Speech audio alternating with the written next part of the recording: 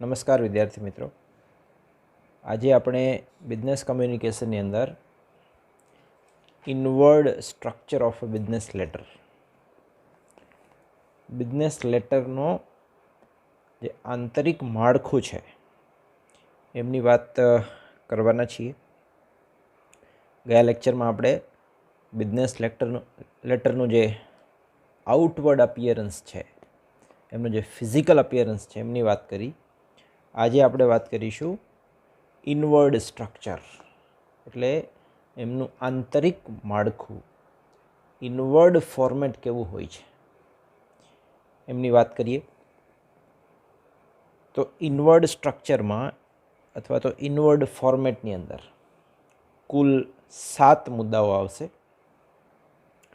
Heading, date line, inside address, salutation, body of the letter, complimentary close અને signature. આ 7 બાબતો છે એ inward structure of a business લેટરમાં આવે છે. એમાં પહેલાં વાત કરીએ આપણે હેડિંગની. કોઈ પણ બિઝનેસ લેટર છે એ પર્પઝ વગર લખાતો નથી, એનો કોઈને કોઈ હેતુ હોય છે. હવે પત્રની શરૂઆત હેડિંગથી થાય છે. એને હેડ એડ્રેસ પણ કહેવાય, એને લેટર હેડ પણ કહેવાય છે. હવે એક બિઝનેસ લેટર છે એનું હેડિંગ, એમાં કઈ કઈ બાબતનો સમાવેશ થાય છે?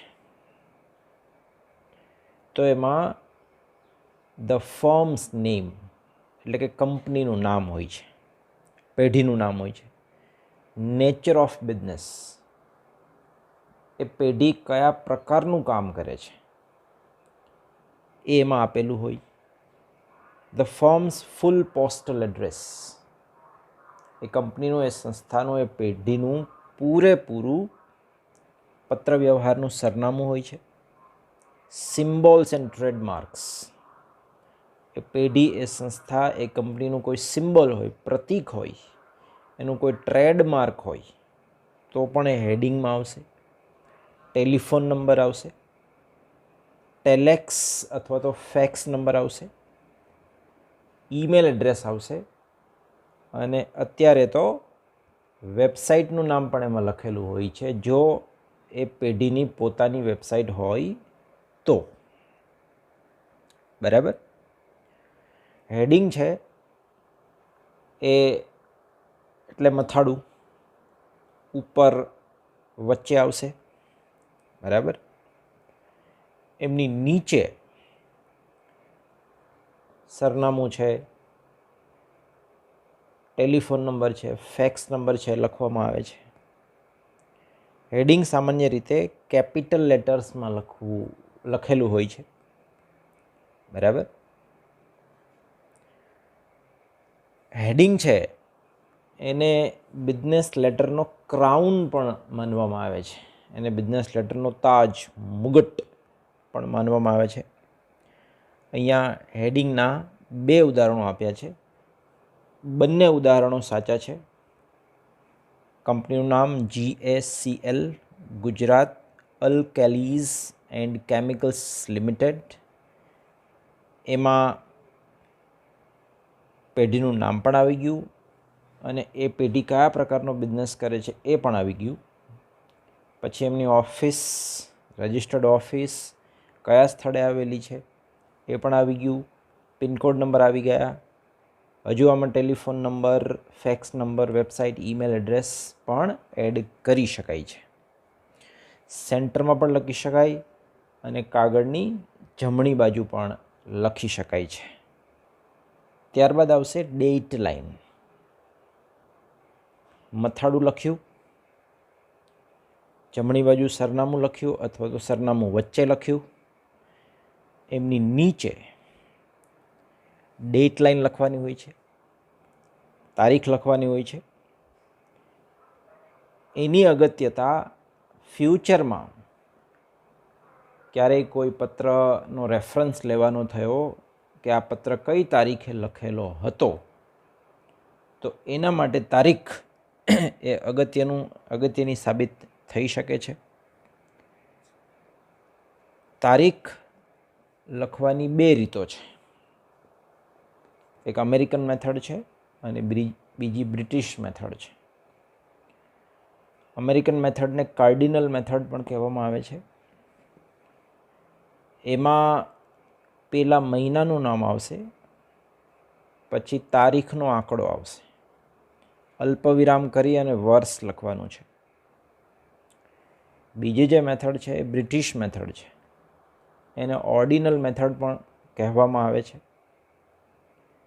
એમાં પહેલાં દિવસનો આંકડો આવશે અને એની પાછળ પ્રત્યય લગાડવાના હોય છે.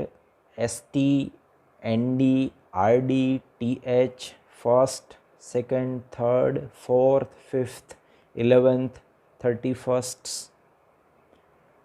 પછી મહિનાનું નામ આવશે, જાન્યુઆરી, ફેબ્રુઆરી, માર્ચ, અલ્પવિરામ કરી અને વર્ષ આવશે. તો આ બ્રિટિશ મેથડ થઈ. તારીખ લખવાની ખોટી રીત પણ છે કે જેમાં ખાસ કરીને ઇન્ડિયન્સ, ભારતીયો માત્ર આંકડાઓની અંદર તારીખ લખે છે. દાખલા તરીકે અહીંયા એક તારીખ આપી છે 5/6/2011, બરાબર. તો આ તારીખ લખવાની ખોટી રીત છે, કારણ કે અમેરિકન્સ માટે એ 5મો મહિનો છે, જ્યારે બ્રિટિશ માટે એ 6ઠ્ઠો મહિનો છે. એટલે હંમેશા મહિનાનું નામ લખવું જોઈએ, નહીં કે એમના માટેનો નંબર કે આંકડો. એ તારીખ લખવાની રોંગ મેથડ છે. તારીખ લખ્યાની નીચે, પરંતુ પત્રની ડાબી બાજુ, હાંસિયાની બાજુમાંથી, માર્જિનની બાજુમાંથી ત્રીજા નંબરે આવશે ઇનસાઇડ એડ્રેસ. ઇનસાઇડ એડ્રેસ કે જે રિસીવરનો એડ્રેસ છે, જે રેસિપિયન્ટનો એડ્રેસ છે, જેને તમે પત્ર લખી રહ્યા છો એનું એડ્રેસ એ હાંસિયાની બાજુમાં ડાબી બાજુ ડેટ લાઇનની નીચે ઇનસાઇડ એડ્રેસ લખવામાં આવે છે. ઓકે, ઇનસાઇડ એડ્રેસ લખવાની બે રીતો છે. એક બ્લોક ફોર્મમાં લખાય છે અને બીજી છે ઇન્ડેન્ટેડ ફોર્મ. બ્લોક ફોર્મની અંદર ઇનસાઇડ એડ્રેસની જેટલી લાઇન્સ હોય, 3 હોય, 4 હોય, એ બધી લાઇન હાંસિયાથી એટલે કે માર્જિનથી શરૂ થાય છે. જ્યારે ઇન્ડેન્ટેડ ફોર્મની અંદર એ દરેક લાઇન છે એમાંની પહેલી લાઇન છે એ હાંસિયાથી શરૂ થાય, બીજી લાઇન એક સ્પેસ મારીને, જેમાં આપણે પેરેગ્રાફ પાડીએ છીએ એવી રીતે થોડી જગ્યા છોડીને લખવામાં આવે છે, ત્રીજી લાઇન 2 સ્પેસ મારીને લખવામાં આવે છે, ચોથી લાઇન 3 સ્પેસ મારીને લખવામાં આવે છે. એટલે આમ એક ઇન્ડેન્ટેડ, ખાંચા પાડેલ ફોર્મ બને છે ઇનસાઇડ એડ્રેસનું. બ્લોક ફોર્મમાં લખાયેલ ઇનસાઇડ એડ્રેસમાં કોમા નહીં આવે છેડે, જ્યારે ઇન્ડેન્ટેડ ફોર્મમાં લખાયેલા ઇનસાઇડ એડ્રેસમાં દરેક લાઇનની પાછળ કોમા આવશે, અલ્પવિરામ આવશે. 4 નંબર ઉપર આવશે સેલ્યુટેશન. સેલ્યુટેશન એટલે સંબોધન. જેમ એક પ્રકારનું આ ગ્રીટિંગ છે, એક પ્રકારનું અભિવાદન છે. જ્યારે આપણે કોઈને મળીએ ત્યારે આપણે એને હેલો કહીએ છીએ, ફોન ઉપર મળીએ ત્યારે પણ હેલો કહીએ છીએ. તો આ એક પ્રકારનું રિટન, લેખિત હેલો છે, સંબોધન છે. ક્યાં લખવામાં આવે છે? તો કે તમે જે ઇનસાઇડ એડ્રેસ લખ્યું એના પછી એટેન્શન લાઇન આવતી હોય છે, કે જે દરેક પત્રમાં ફરજિયાત નથી હોતી. જો એટેન્શન લાઇન ન હોય તો ઇનસાઇડ એડ્રેસ પછી તરત જ, બરાબર, એ સેલ્યુટેશન લખવામાં આવે છે, સંબોધન લખવામાં આવે છે. ઓકે, બ્રિટિશ અને ઇન્ડિયન મેથડમાં સંબોધન લખ્યા પછી અલ્પવિરામ કરવામાં આવે છે, જ્યારે અમેરિકન મેથડમાં ત્યાં કોલન એટલે 2 ટપકા મૂકવામાં આવે છે, જેને આપણે ગુરુ વિરામ કહીએ છીએ. કયા પ્રકારના સંબોધનનો ઉપયોગ કરવો એ તમે કોને પત્ર લખી રહ્યા છો. તમે પત્ર લખી રહ્યા છો એ વ્યક્તિ સાથેનો રિલેશન કેવો, એ સેન્ડરનો રિસીવર સાથેનો રિલેશન કેવો છે, એ બંને વચ્ચે, રાઇટર અને રીડર વચ્ચે, એના ઉપર ડિપેન્ડ કરે છે. તમે કોઈ પેઢીને, કંપનીને, ક્લબને, સોસાયટીને, કોઈ સંગઠનને સંબોધન કરતા હોય તો ડિયર સર્સ એમ પણ તમે લખી શકો. કોઈ અધિકારીને સંબોધન કરતા હોય તો ડિયર સર, ડિયર મેડમ લખી શકાય. બરાબર. તમે એવી સંસ્થાને પત્ર લખી રહ્યા છો કે જ્યાં માત્ર સ્ત્રીઓ જ છે, મહિલાઓ જ કામ કરતી હોય, તો ત્યાં તમે ડિયર મેસ્ડેમ્સ પણ લખી શકો. તમે dear Shri, dear Shrimati, dear Kumari અને પછી એમનું નામ મૂકીને પણ સંબોધન કરી શકો છો. કેટલાક પત્રો છે એમાં સંબોધન, સેલ્યુટેશન સ્પેશિયલ હોય છે. દાખલા તરીકે ડિયર કસ્ટમર, ડિયર સબસ્ક્રાઈબર, ક્યારેક ખાલી જેન્ટલમેન એવો શબ્દ પ્રયોગ પણ સેલ્યુટેશનમાં થયેલો હોય છે. ત્યારબાદ 4 નંબર ઉપર આવશે સબ્જેક્ટ લાઇન, કે જેમાં પત્રનો વિષય લખવાનો છે.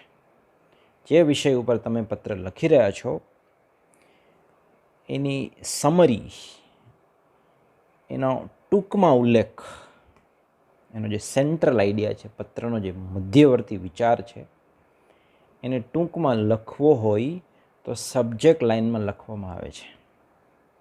આ પણ પત્રનો ફરજિયાત ભાગ છે. જ્યાં તમે સેલ્યુટેશન કરો છો એની નીચે તમારે સબ્જેક્ટ લાઇન લખવાની હોય છે, અને જો રેફરન્સ લાઇન આવતી હોય તો એ સબ્જેક્ટ લાઇનની નીચે આવશે. રેફરન્સ લાઇન્સ, સંદર્ભ, એ આગળના કોઈ પત્ર વ્યવહારનો ઉલ્લેખ કરવો હોય તો રેફરન્સ લાઇનમાં કરવામાં આવે છે. સબ્જેક્ટ લખી 2 ટપકા કરી, કોલન કરી, ગુરુ વિરામ કરી અને પછી વિષય લખવામાં આવે છે. તમે એને પૂરેપૂરા બધા અક્ષરો કેપિટલ કરીને પણ લખી શકો છો, અથવા તો તમે એ દરેક મુખ્ય શબ્દ છે એનો પહેલો અક્ષર કેપિટલ કરીને પણ સબ્જેક્ટ લાઇન લખી શકો છો. ત્યારબાદ આવે છે બોડી ઓફ ધ લેટર. પત્રનો મુખ્ય ભાગ છે, ફરજિયાત ભાગ છે. મેં તમને અગાઉ કહ્યું એમ કે કોઈ વ્યક્તિગત પત્ર છે એ કોઈ સંદેશા વગર એમને હોઈ શકે, પરંતુ બિઝનેસ લેટર છે એ ક્યારેય મેસેજ વગર અર્થહીન હોતો નથી. એમાં કોઈને કોઈ સંદેશો, કોઈને કોઈ મેસેજ સામેવાળા સુધી પહોંચાડવાનો હોય છે અને એની પાસેથી એક ચોક્કસ રિસ્પોન્સ મેળવવાનો હોય છે, એક ચોક્કસ રિપ્લાય એમની પાસે મેળવવાનો હોય છે. How to say and what to say, કેવી રીતે કહેવું અને શું કહેવું. આ શું કહેવું એ આવશે બોડી ઓફ ધ લેટરમાં. તમે જે કહેવાના છો સામેવાળી વ્યક્તિને, એ તમે આ બોડી ઓફ ધ લેટરની અંદર તમારી વાતને રજૂ કરો છો. સામાન્ય રીતે એક બિઝનેસ લેટર છે એનો બોડી 3 પેરેગ્રાફમાં વહેંચાયેલો છે. બિગિનિંગ અથવા તો ઓપનિંગ પેરેગ્રાફ, પછી મિડલ પેરેગ્રાફ અને 3જા નંબરે એન્ડિંગ અથવા તો ક્લોઝિંગ પેરેગ્રાફ આવશે. બિગિનિંગ પેરેગ્રાફની વાત કરીએ તો એક જર્મન કહેવત છે, a good beginning is half the work done અથવા તો હાફ ધ બેટલ વોન. એક સારી શરૂઆત અડધું કામ પૂરું થઈ ગયા બરાબર છે. તો પત્રની શરૂઆત પણ જો સારી રીતે કરવામાં આવે તો તમારું અડધું કામ પૂરું થયું સમજવું. આ ઓપનિંગ પેરેગ્રાફની અંદર આગળનું કોઈ પત્રવ્યવહાર, કોરસ્પોન્ડન્સ થયું હોય તો તમે એમાં એમનો ઉલ્લેખ કરી શકો. તમે તમારી ખુશી, રાજીપો વ્યક્ત કરી શકો. કોઈ સ્વીકૃતિ છે, કોઈ આભાર માનવાનો હોય તો એ પણ તમે આ બિગિનિંગ પેરેગ્રાફમાં કરી શકો. બિગિનિંગ પેરેગ્રાફ છે એ રીડરને બાકીના પેરેગ્રાફ વાંચવા માટે પ્રેરિત કરે છે, આકર્ષિત કરે છે. મિડલ પેરેગ્રાફ છે એમાં તમારા પત્ર લેખનનો જે મુખ્ય મેસેજ છે, તમે જે સામેવાળાને એક્સપ્રેસ કરવા માગો છો, રજૂ કરવા માગો છો, એ મુખ્ય વાત આ મિડલ પેરેગ્રાફમાં કરવામાં આવે છે. શક્ય હોય એટલો બ્રીફ એટલે ટૂંકો અને ટુ ધ પોઈન્ટ. અહીંયા કોઈ ગોળ જલેબી જેવી વાતો નથી કરવાની. સાથે સાથે રાઇટરે એ પણ ધ્યાનમાં રાખવાનું છે કે ટૂંકાણમાં લખવા જતાં કોઈ અગત્યની બાબતો રહી પણ ન જાય, એનું પણ ધ્યાન રાખવું જોઈએ. નિષ્ઠાપૂર્વક લખવાનો છે, સરળ રીતે લખવાનો છે અને સાચી રીતે લખવાનો છે. આ મેઇન પેરેગ્રાફ છે, બરાબર. ત્રીજો છે એન્ડિંગ અથવા તો ક્લોઝિંગ પેરેગ્રાફ, કે જ્યાં તમારે પત્ર બોડી ઓફ ધ લેટર છે એને પૂરું કરવાનું છે. અહીંયા ફરીથી તમારા પત્રનો જે મેઇન પર્પસ છે, હેતુ છે, એને તમે રિફર કરો છો, રિપીટ કરો છો.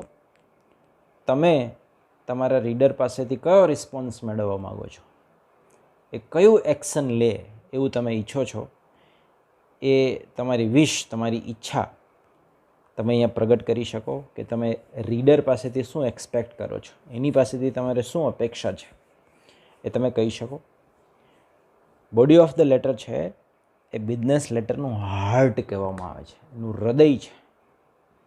અને જો હૃદય છે કામ કરવામાં નિષ્ફળ જાય તો જેમ આપણું શરીર છે એ અર્થહીન થઈ જાય, એવી રીતે પત્ર પણ બોડી ઓફ ધ લેટર છે એના વગર અથવા તો એમની અસરકારકતા વગર અર્થહીન થઈ જાય છે.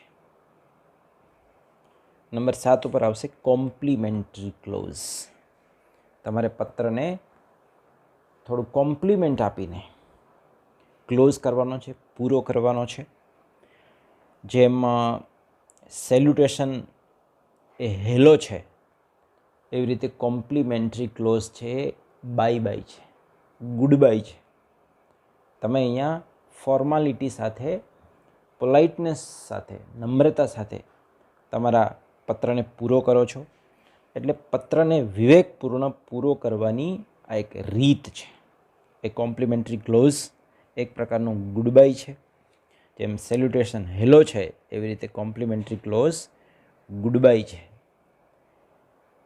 એને બોડી ઓફ ધ લેટરનો ત્રીજો પેરેગ્રાફ, ક્લોઝિંગ પેરેગ્રાફ છે, એની નીચે લખવામાં આવે છે, જમણી બાજુ લખવામાં આવે છે. ફૂલ બ્લોક ફોર્મ પ્રકારનો જે લેટર છે એમાં ડાબી બાજુ પણ લખવામાં આવે છે. એમાં ડેટ લાઇન છે એ ડાબી બાજુ હોય તો કોમ્પ્લિમેન્ટરી ક્લોઝ પણ ડાબી બાજુ હોય છે.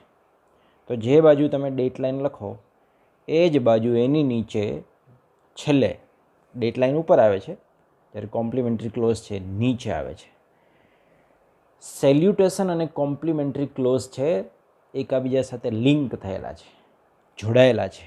જે પ્રકારનું સેલ્યુટેશન વાપરો એ પ્રકારનો જ કોમ્પ્લિમેન્ટરી ક્લોઝ વપરાય છે. અહીંયા એક ચાર્ટ આપ્યો છે, એક ટેબલ આપ્યું છે. Dear sir, dear sirs, dear madam કે મેસડેમ્સ, તો આપણે યોર્સ ફેથફુલીનો યુઝ કરીએ છીએ. આ સ્ટાન્ડર્ડ ક્લોઝર છે પત્રનું.